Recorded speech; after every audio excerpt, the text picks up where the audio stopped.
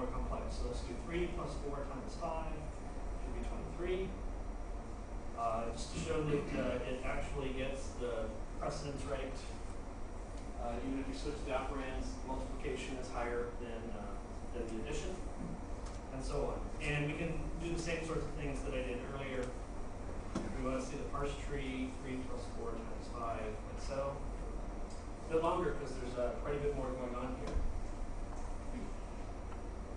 But so after parsing it contains an expression that ended up containing the outer expression was an infix plus. It had 2 operands.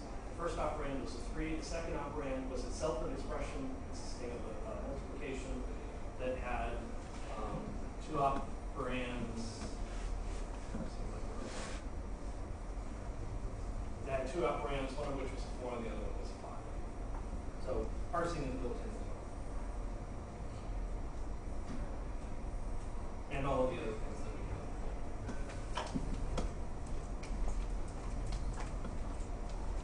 And if we, because we use those built-in things, we get all of these different types of integers. So like 0x14, because I use the built-in integer type, it knows how to parse 0x14 for me and turn it immediately into a decimal 20. So minus 3 plus 4 times 20 minus 15 is minus 3 plus 4 times 5, which when you calculate it out, looks like that. You want to see what the source code ended up looking like, it looks like this. So we go through and we get integers for 3, 4, and 20. We end up subtracting 17. We multiply 2 results together, add 2 results together, and we find the result. You'll notice it's not doing anything like constant folding or anything like that. We are looking at stages that you can add into the back-end compiler that will automatically look at your abstract syntax tree and say, oh, you've got 2 constants here in this operation. I already know how to do it, replace it. We haven't gotten to that part yet. Can we go back to the programming here? Any questions about the code or what's going on? Yes? Can we specify associativity, to solve code? Yes, we can. Here's an example. This is a unary associative. If you wanted something to be right associative, then you can just specify as an attribute associative and right in the brackets, and that makes it right associative. We have left associative, unary associative, right associative, list associative, and non-associative, and chain associative. So there's a variety of different associations that are available. And you can even define more if you want. And I had another question here. Is it possible to have a with export? You want to see what export looks like? It's written in here. So yeah, it's not written in plus 6 yet. It's I did it that way for speed, and it's based on the. I can show you what it's written, what it looks like in Perl 6. This is the standard grammar for Perl 6 that Larry has primarily been working on, and everything that I do in NQPRX and Rakudo ultimately comes back to being based on what is defined by this file. So if I go through and look at expert, it's an operator precedence parser, and it's a lot of code that does bottom-up parsing. So it basically keeps a stack of operands and operators and the precedences and is able to associate them from one to the next. And all those infix calls are defined here? The infix part that is there, they're not defined there, but they're called from there. So when the expression parser, the expression parser first goes and looks for a term, and so when it goes to look for a term, it ends up looking for this. And then later it looks for anything that can occur in what we call infix position. So after parsing a term, you can either get a postfix operation or an infix. And so at that point, the operator precedence parser goes through and looks to see what comes next. Is it a postfix or an infix, and does the right thing. And this defines all the possible infixes that could be there. Yes? That code I'm looking at there, that is NQP. But if I had a complete Perl 6 one day, would I be able to run that in Perl 6? Yes. Yes. You would. And kind of is proof of that.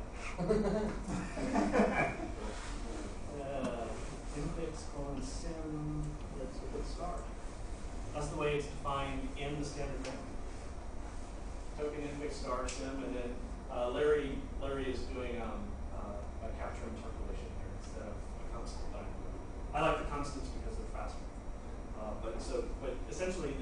prime star slash div percent and all of the different operators. And you can see they look like almost identical. And to be honest, Larry stole this. I'm so happy. Larry stole this from NQP. Yeah, no, the O notation. Before for specifying precedence in all of your parameters. Previously it was god awful ugly. And I said I'm not going to do that. And so I did something different in NQP and Larry said, oh, that's better.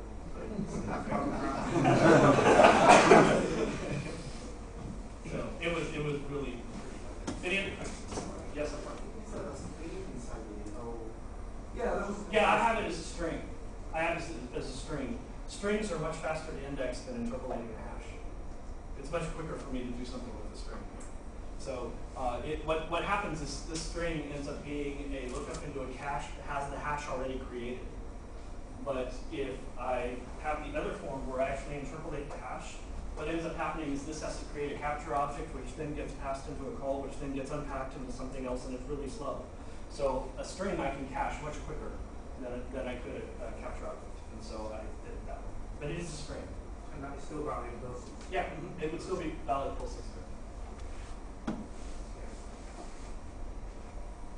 Okay, so the categories that are there that the expression parser understands is it already knows how to use terms, infixes, prefix operators, postfix operators, circumfix operators. These are things that surround something else. And post-circumfix operators, which are things that surround something else and follow something else. So subscripting is handled by post-circumfix. You can add your own categories. You aren't limited to the ones that are here. The expression parser and the grammars are very extensible, so that if you need to come up with a new category of operator or a grammatical category of where things might go, you can add it fairly easily to the built-in parsers. So if we wanted to change my program, previously it had just did integers, and I want to make it so that it will work with decimal numbers as well, then I can just start adding new rules, or changing the rules that I have. So here's my previous version, and the only thing I would allow is an integer. And I'll just change it so that it can accept either a decimal number or an integer. In order to change this, I have to change the corresponding action method so that I look to see, did I get a decimal number? If yes, then use that as the result. Otherwise, use the integer that I got as a result. And I think, I'm not sure if that's my next example or not. -3, see that there? That's what it is. Okay, so just by making that little change,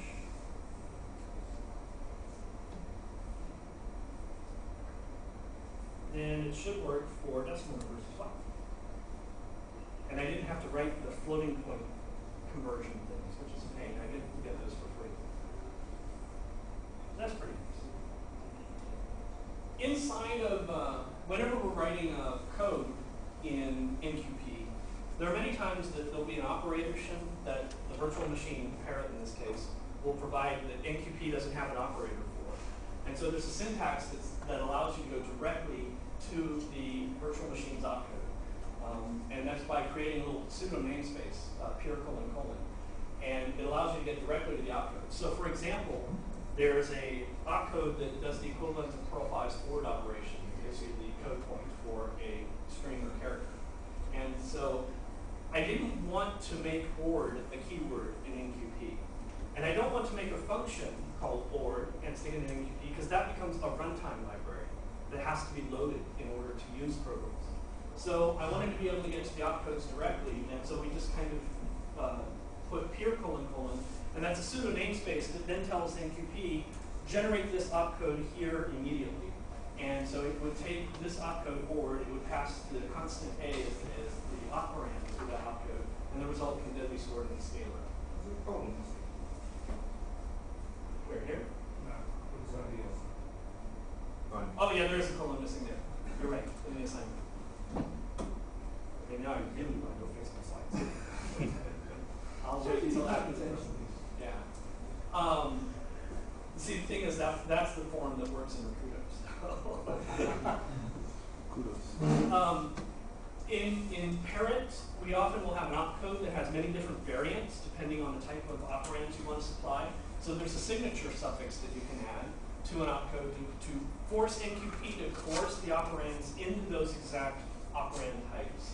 So index_ISS says that we want to use the index opcode and we want to force the two arguments into strings and we want the result to be in an integer register. And so we can actually get to individual variants of the opcode that are there.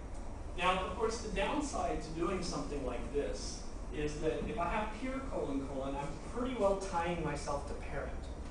Because parent's the only thing that understands peer or that has those particular opcodes. In the future, we plan to introduce a pseudo namespace called NQP. And what NQP : : will do is there'll be a set of predefined opcodes or operations that it knows how to do. And it will map whatever you choose into the appropriate operation for whatever virtual machine you happen to be on. And that could be either a simple opcode, it could be a sequence of opcodes, but for very common operations that we know should be low level at the virtual machine level, but maybe different syntaxes or different ways of getting to them. We're going to have this kind of generic version that says, give me the number of elements in the array, but let the compiler figure out depending on what backend it happens to be on. So that will help. And yes, all of those should have colons in the use. If getting to the individual opcodes isn't good enough, then there's a way to get direct access to long sequences of peer by the qpeer syntax.